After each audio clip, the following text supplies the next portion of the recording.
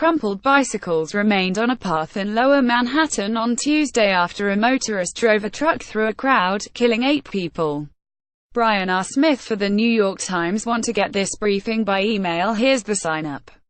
Good morning. Here's what you need to know. It was gruesome. It was grisly. It was surreal. 8 people were killed and 11 were injured in what Mayor Bill de Blasio called an act of terror, after a man drove a pickup truck down a crowded bike path in Lower Manhattan on Tuesday.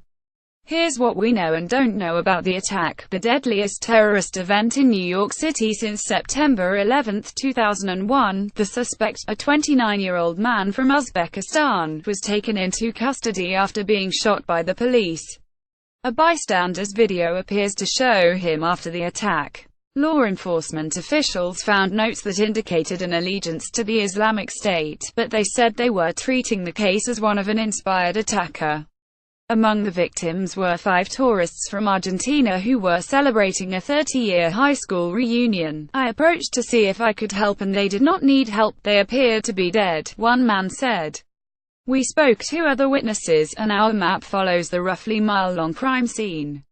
Solutions to one problem pose a new one. Donald Trump's march to the Republican nomination last year left party leaders questioning whether he had the necessary foreign policy experience. He brought on a group of advisors, some of whom are now under legal scrutiny for possible links to Russia, casting a shadow over the Trump presidency. Michael Flynn, President Trump's former national security advisor, in February. He was forced out of the job after less than a month. Stephen Crowley, The New York Times. Separately, we introduce you to Andrew Weissman, a top lawyer in the investigation into Russian interference in the election. He has either a tactical brilliance or an overzealousness, depending on whom you ask. He also favors gin martinis and classical. Our correspondents in Washington assess the anxious mood there after the first indictments in the Russia inquiry. This is a centipede, Senator John McCain said. More shoes will drop. Finally, answers to 2 burning questions. How can one spend more than $800,000 on men's clothing, and who is George Papadopoulos? When the accused harasser is a star, as companies prize big names, more employees could think they can get away with UAL harassment, researchers say. On Tuesday, the authorities said that 3 Dartmouth College professors were under criminal investigation over alleged UAL misconduct. Separately, Michael R, a top editor at NPR, was placed on leave after accusations that he harassed multiple women in the late 1990s, when he was an editor at the Times, and Netflix suspended production on House of Cards after its star, Kevin Spacey, was accused of a UAL advance toward a 14-year-old boy in the 1980s, the Daily Mueller's strategy and an attack in New York. In today's show, we look at Robert Mueller's Russia investigation, internet giants' hearings on Capitol Hill, and the terrorist attack in Manhattan. Listen on a computer, an iOS device or an Android device. Business executives from Facebook, Google and Twitter appeared on Capitol Hill to acknowledge their company's role in helping Russia influence the presidential campaign, but they offered little more than promises to do better. Here's what to expect from today's testimony. In the debate over the Russia inquiry, broad agreement on the basic facts does not extend to Fox News and other major conservative outlets. Our media columnist writes, House Republicans had planned to unveil their tax plan today but delayed the rollout until Thursday. What's the economic cost of Brexit for Britain? Pineapples tell a tale. Sittingbourne, England, is the home of Nim's Fruit Crisps, which is confronting higher prices after as Britain pursues a departure from the European Union. Andrew Tester for The New York Times. U.S. stocks were up on Tuesday. Here's a snapshot of global markets.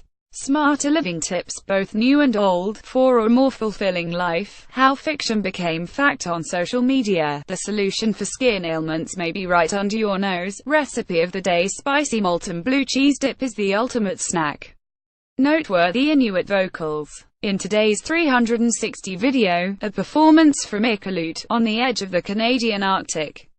One of the singers, Tanya Tagak, will perform at Carnegie Hall in New York on Sunday, the chef who's feeding Puerto Rico.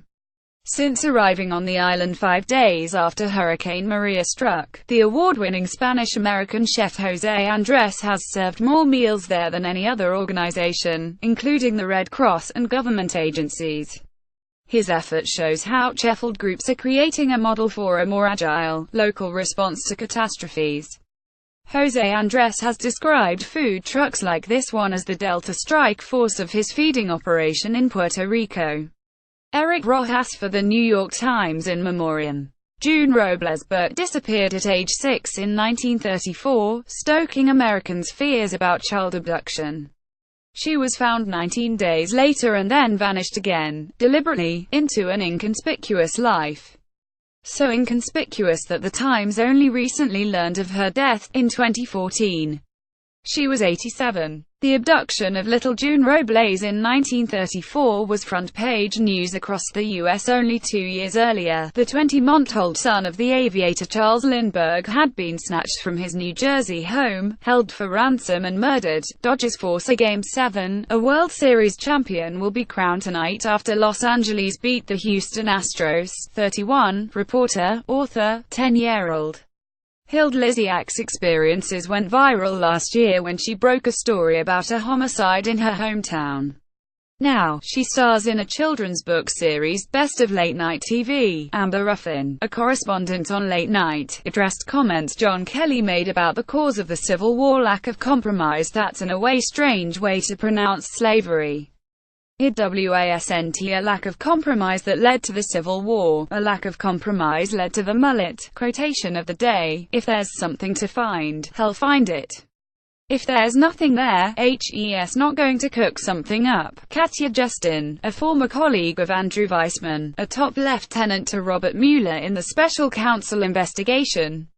Backstory: have you ever gotten a job without the qualifications? It happened to Michelangelo, a sculptor by trade, who painted the ceiling in the Sistine Chapel at the Vatican, unveiled to the public on this day in 1512. The Sistine Chapel, tourists not included. Alessandra Tarantino, Associated Press, commissioned by Pope Julius II. Michelangelo's ceiling, about 130 feet long and 45 feet wide, took 4 years to paint. You can take a virtual tour here. Believing he was being set up to fail, Michelangelo was paranoid at the beginning and a physical wreck by the end, writing a poem that began, "I've already grown a goiter from this torture, hunched up here like a cat in Lombardy or anywhere else where the stagnant water's poison." The centerpiece is the creation of Adam, one of 9 scenes from the biblical book of Genesis. The frescoes have required only one restoration in the modern era, in the 1980s and 90s, but the effect of more than 5 million visitors a year is causing concern. The work's popularity is understandable. As the German writer Johann Wolfgang von Goethe noted, without having seen the Sistine Chapel, one can form no appreciable idea of what one man is capable of achieving. Thomas first contributed reporting, _______. Your morning briefing is published weekdays at 6 a.m. Eastern and updated all morning. Browse past briefings here. If photographs appear out of order, please download the updated New York Times app from iTunes or Google Play. What would you like to see here? Contact us at briefing@nighttimes.com. You can get the briefing delivered to your inbox Sunday through Friday. We have 4 global editions, timed for the Americas, Europe, Asia and Australia.